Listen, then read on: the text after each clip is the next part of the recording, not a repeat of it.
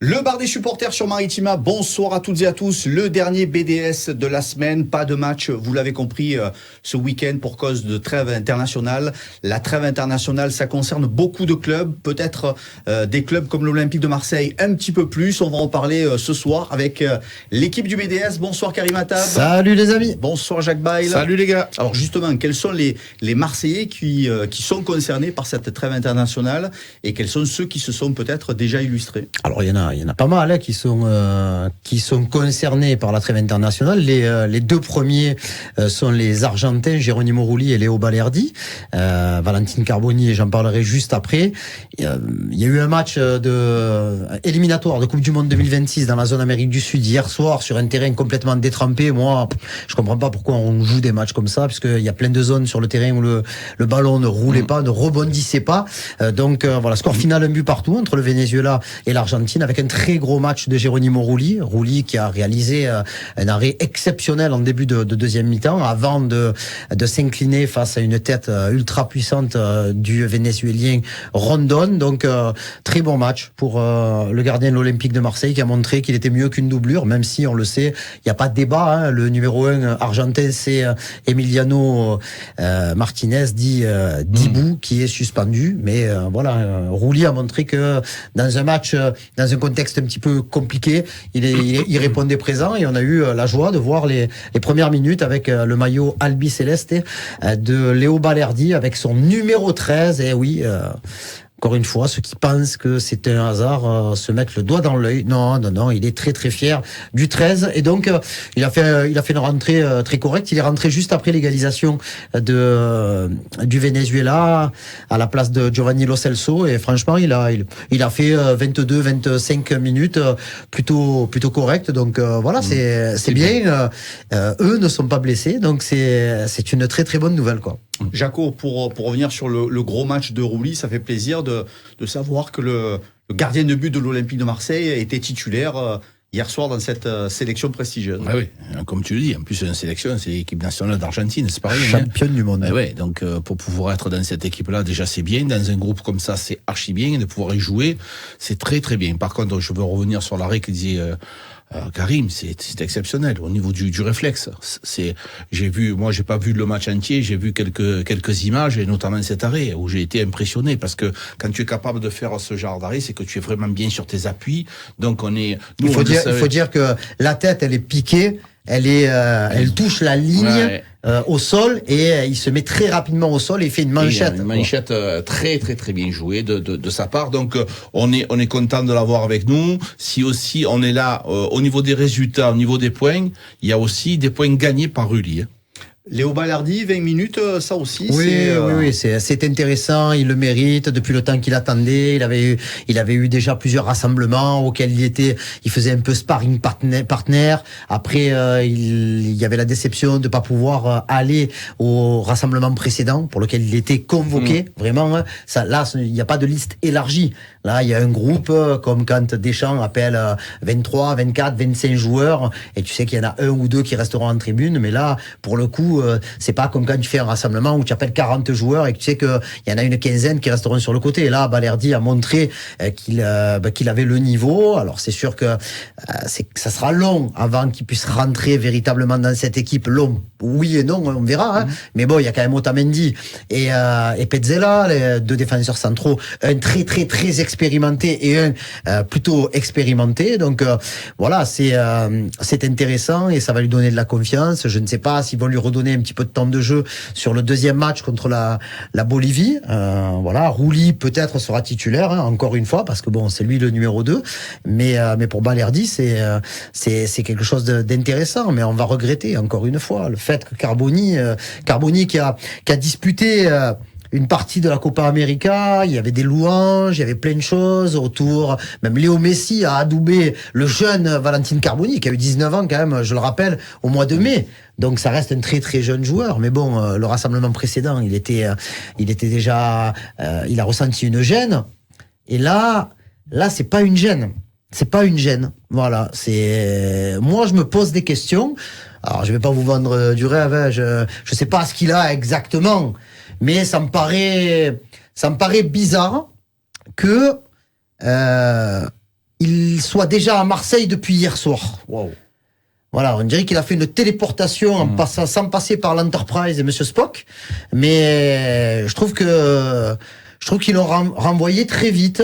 Alors on parle d'un traumatisme au genou gauche, mais on nous dit pas si c'est un coup, si le genou s'est tordu, bloqué. J'en sais rien. Si tu pars du principe déjà qu'il ne va pas pouvoir participer aux 2 matchs et que tu le renvoies aussi vite, c'est que alors l'OM je sais que doit avoir des examens autour du joueur, c'est normal bien entendu, mais bon voilà, j'espère juste que ça sera pas très grave parce que je sais pas, moi c'est jamais bon quand un joueur revient aussi vite. Ça peut signifier une gravité de blessure. Obligatoirement, c'est jamais bon signe. Alors on espère pour lui, pour nous, pour tout le monde que ce soit pas très grave, mais encore une fois, c'est pas un rhume. Quand on te renvoie comme ça, c'est jamais très bon. Je voudrais surtout aussi revenir sur ce que disait Karim concernant Balerdi. C'est aussi bien pour le club, c'est-à-dire que tu as un international supplémentaire dans ton effectif, et ça c'est pareil, un international argentin. Donc l'Olympique de Marseille, au fil du temps, au fil des années, on est en train d'étoffer notre effectif, et ça il faut le signaler, c'est important. Léo Balerdi qui pourrait donc avoir un peu plus de sérénité du fait de rentrer pleinement dans cette sélection. Est-ce que c'est de sérénité dont le capitaine de l'OM a besoin actuellement? On est revenu plusieurs fois dans le BDS sur le côté un peu exalté qu'il pouvait avoir, et on n'a pas besoin d'avoir justement un capitaine trop exalté. Ouais, après, honnêtement, quand tu fais 1, 2, 3 rassemblements avec l'équipe nationale, je suis pas persuadé que tout de suite tu en retires les bienfaits pour ta sérénité, ta tranquillité. Je pense que ce sont 2 choses complètement différentes. Quand tu représentes ton pays, pour avoir connu de près des joueurs internationaux, ils m'ont toujours dit qu'il n'y avait strictement rien au-dessus de la représentativité de ton pays. Et Rouly nous a dit en conf de presse avant le match d'Angers que pour lui, voilà, il voulait jouer le match contre Angers, gagner, et ensuite aller passer les meilleurs moments de sa vie en sélection, parce qu'il sait que c'est quelque chose d'exceptionnel. Alors, il a le statut de champion du monde avec les Argentins, c'est un pays de football, voilà. Et je pense que quand tu arrives à faire partie de cette élite-là, tu es dans un sentiment qui est différent du sentiment que tu ressens en club. Donc, est-ce que ça va lui profiter? Oui, à moyen terme. À court terme, je ne pense pas, puisque l'expérience du club, c'est un fait. L'expérience de la sélection, tu n'arrives pas à l'acquérir en 2 ou 4 matchs. Je pense que il faut être un petit peu plus régulier. Mais dans tous les cas, c'est du positif pour Balerdi, tant qu'il ne se blesse pas. On parlait des Marseillais et notamment des Argentins. Il y avait un match de l'équipe de France aussi, ça vous a pas échappé hier soir. Victoire des Bleus 4-1. Jaco, qu'est-ce que tu as pensé de cette victoire des Bleus? Alors, je devais pas le regarder, je suis honnête, puis finalement j'ai dit bon allez, je vais quand même essayer de regarder un peu. Tu nous as menti donc. Voilà, donc quand j'ai vu le but de Camavinga, j'ai dit allez stop, c'est bon, je vais me mettre sur mon téléphone parce que c'est un match de pitre là les gars. Je veux bien à un moment donné tout comprendre, tout essayer de voir, d'analyser. Donc t'as pas regardé longtemps. Donc. Oui, j'ai regardé, mais oui, j'ai regardé après le reste bien entendu, parce qu'après je n'ai plus regardé de la même manière, parce que c'est pas possible. Le but que l'on prend aussi, le but égalisateur, il y a quand même à redire, mais surtout l'attrait de cette équipe de France. À un moment donné, tu joues contre Israël, tu dois avoir une équipe un peu plus optimiste, avec des joueurs différents, la qualité des joueurs, le positionnement des joueurs, tout est fermé, tout est cadenassé. Je m'ennuie, Marc. Voilà, je pense, je suis pas le seul. Je vois sur les réseaux, beaucoup de gens m'ont répondu, on s'ennuie, pour être poli, de voir cette équipe de France. Mais jusqu'à quand on va voir ces purges-là? On va se rappeler du championnat d'Europe que l'on a vécu? Pendant combien de temps on n'a pas marqué des buts? On a marqué des buts contre son camp. Mais les gars, stop. À un moment donné, il faut dire stop. Alors, on a parlé effectivement du jeu. On parle, il y a le jeu et il y a le reste. Mbappé, Griezmann, Deschamps, l'arrivée des joueurs à Clairefontaine en habit de lumière. Est-ce qu'on fait beaucoup trop de polémiques pour rien finalement? Ou est-ce que les supporters de cette équipe de France peu à peu deviennent de plus en plus perplexes? Je pense vraiment que la base de tout, c'est est-ce que tu prends du plaisir quand tu regardes les matchs? Je pense que si on se régalait devant la télé ou pour ceux qui vont au stade pour supporter l'équipe de France, il y aurait beaucoup moins de débats annexes sur... déjà, il n'y aurait pas de débat sur Deschamps. Bien sûr. Voilà, parce que pour Deschamps, il faut quand même dire que ça fait 12 ans qu'il est là maintenant. C'est quand même... il a éclaté tous les records et il est en train de faire en sorte que celui qui veuille battre son record soit quasiment impossible. Après, les cas individuels, ça reste de la gestion... personnel de la part de Deschamps. Bon, après Mbappé, il avait déjà demandé à ne pas participer au rassemblement de septembre. On lui a dit non, c'est le premier. Il y avait l'Italie, il y avait la Belgique. Donc voilà. Et là, maintenant, c'est vrai que ça fait bizarre que les joueurs ne fassent pas partie du rassemblement alors qu'il a joué... Le capitaine. Oui, le capitaine, et qu'il a joué 70 minutes ou 65 minutes contre Villarreal samedi et qu'il n'est plus blessé. Par contre, il va faire du renforcement parce qu'il sort de blessure. Donc voilà. Après, si tu pouvais adapter ça à tous les joueurs, c'est-à-dire que si par exemple la stupidité du staff médical de l'équipe de France Espoir aurait pu faire en sorte que Quentin Merlin, après le premier match avec les Espoirs et la béquille, ne joue pas le deuxième, et surtout que tu ne fasses pas jouer 94 ou 95 minutes, ben tu vois, je me dirais, bon, il n'y a pas que Mbappé qui a un statut un peu particulier, je pense que tous les autres seraient aussi dans... Alors heureusement qu'ils n'ont pas appelé Rabiot, heureusement, parce qu'il manque plus que ça, mais... Après, du coup, tu regardes un petit peu plus la tenue vestimentaire des joueurs quand ils arrivent à Clairefontaine, même si, en tout honnêtement, et Clairefontaine qui n'est pas dans les Pyrénées, comme l'ont dit nos amis de la famille. C'est Font-Romeu. Ouais, exactement, mais bon, c'est pareil, quoi. Font-Romeu, Clairefontaine, il y a de l'eau. Et du coup, moi je m'en fous, moi, de la tenue vestimentaire des joueurs. Mais c'est vrai que quand il y a plein de choses qui ne vont pas, tu commences à regarder un peu les trucs dans le détail. Et là, c'est... Bon, moi, je m'en fous pas du tout. Voilà, je m'en fous pas du tout. Toi, tu aimes quand Mehdi Benassia, il est bien habillé, tu aimes moins quand certains arrivent en habit de lumière. Moi, je dis juste que quand tu es à l'équipe de France... La cagoule de Konaté l'a tué. Exactement. J'ai vu quelques passages sur les réseaux sociaux. La cagoule anti-mouche. À un moment donné, je pense qu'il faut respecter qu'ils soient habillés à la mode. Ils ont bien raison, c'est leur problème. Il n'y a pas de souci là-dessus. Barcola, en fait, il n'y a aucun souci là. Par contre, je pense que Jules Koundé, il a instauré ça maintenant. Quand c'est pas un rassemblement de mode de l'équipe de France, c'est surenchère maintenant. Ils ont un statut à respecter. Ce sont les représentants de l'équipe de France. Tu arrives à Clairefontaine, tu arrives en costume de l'équipe de France. Il y en a qui te disent la France, c'est la mode, c'est l'audace, mais moi je m'en fous de créativité. Ça n'a jamais existé, ça, Jaco. Je m'en fous de ce qu'ils disent les gens. Je pense qu'à un moment donné. Là, si tu ne mets pas des règles, ça va déborder. Quand l'autre il est arrivé avec sa moustiquaire, à un moment donné, qu'est-ce que tu vas pas pouvoir autoriser? S'il y en a un qui arrive habillé avec une sirène, comme une queue de sirène, et on va dire, mais pourquoi pas? Mais Marco, mais bien entendu, allez-y, continuez. C'est pas un souci. C'est l'équipe de France, c'est Clairefontaine. Et tout le monde est content, il n'y a pas de problème. Mais non, mais ça change rien, ça. Arrêtez, les gars, mettons des règles. Voilà, vous êtes français, vous représentez l'équipe de France. Est-ce que tu as vu ça dans les autres nations? Je vous pose la question, moi. Est-ce que vous avez vu ça dans les autres nations? Tout le monde est là, tout le monde respecte son drapeau et sa nation et est fier et va représenter son équipe. Ils n'ont pas l'impression de ne pas respecter le drapeau, quoi. Moi, j'ai l'impression qu'ils nous respectent pas, c'est tout. Juste sur le volet sportif, voilà, une victoire 4-1 contre l'Israël, c'est pas neutre, même s'il y a eu 2 buts marqués dans les 5 dernières minutes, parce que bon, l'Italie par exemple a gagné 2-1. Parce que là on dirait qu'on en a pris 3 quand même hier soir. Non, on a gagné 4-1 et moi j'étais content quand Guendouzi a marqué. Voilà, ça c'était ça, et en plus le but est quand même assez sympa, construction, finition, mais c'est sûr que on est loin de l'équipe de France en mode rouleau compresseur. Après, il faut peut-être se dire que avec les départs de Lloris, Varane, Giroud, maintenant un énorme départ de Griezmann, sans parler de Benzema qui a fait un petit retour éclair. Il y a quand même, je pense, une nouvelle génération, des choses à mettre en place. Tu vois, aujourd'hui, quand moi, je sais pas, moi, il y a beaucoup de gens qui critiquaient Giroud tout le temps. Tu me dis Giroud ou Kolo Muani d'aujourd'hui, c'est pas difficile à choisir. C'est le jour et la nuit. Donc voilà, je pense que Il y a encore un peu moins de 2 ans avant la prochaine Coupe du Monde, le prochain grand rendez-vous des Bleus. Il y a des choses à faire.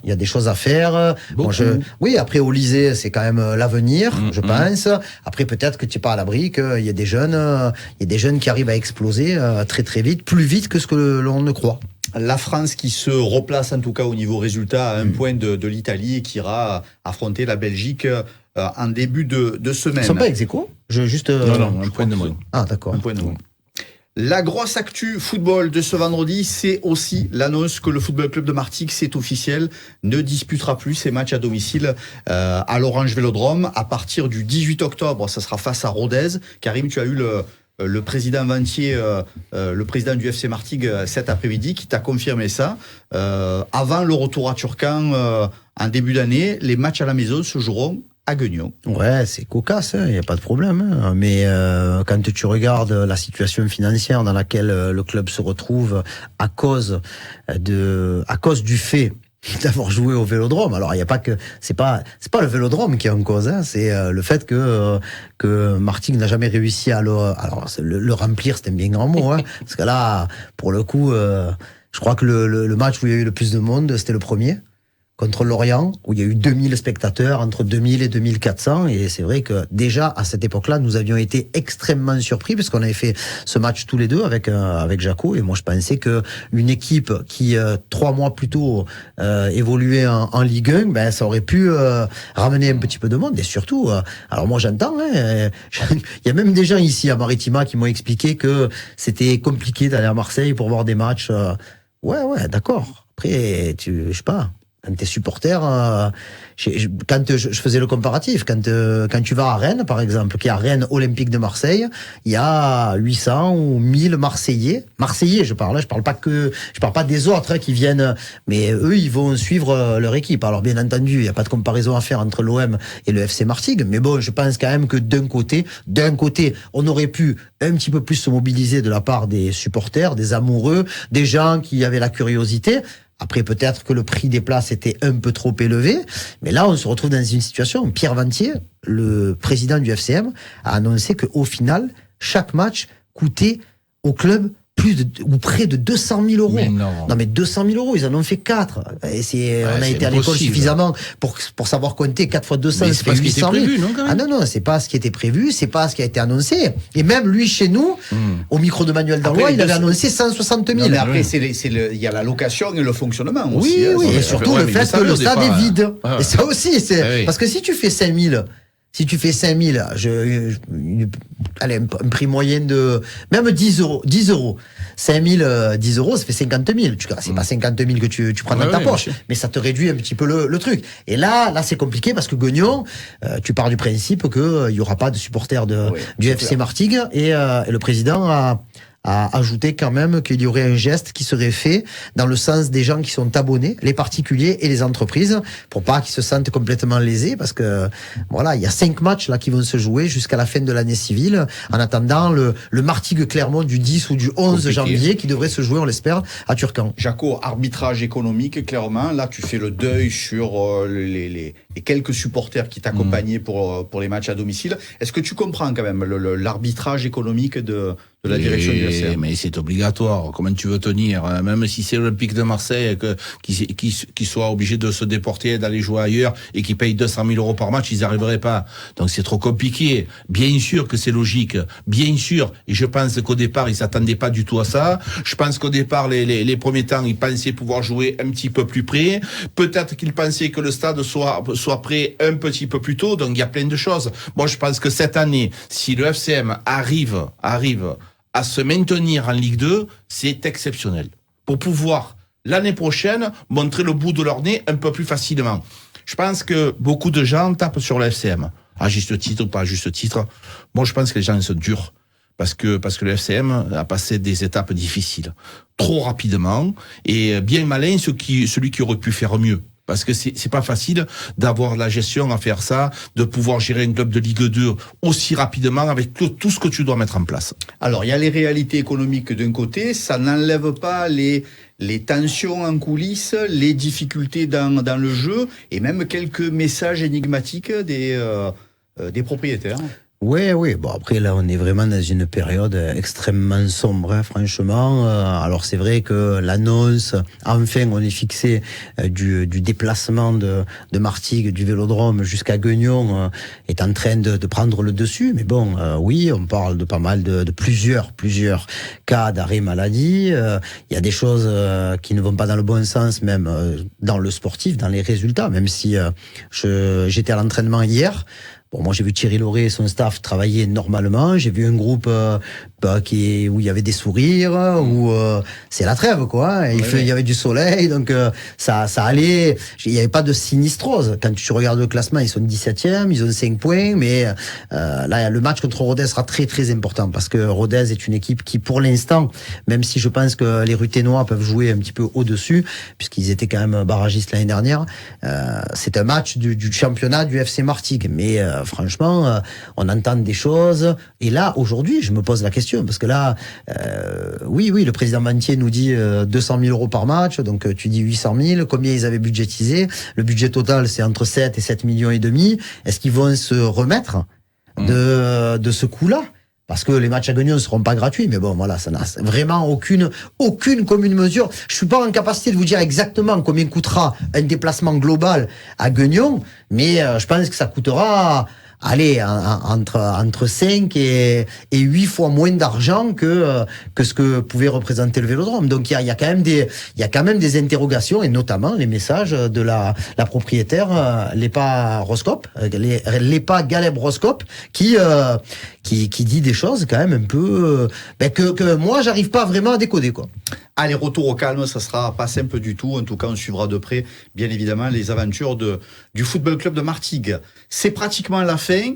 Il y a de bonnes nouvelles qui arrivent pour la semaine prochaine. C'est quoi? Il y a un BDS exceptionnel encore qui se profile pour lundi soir avec un garçon avec lequel tu as travaillé également.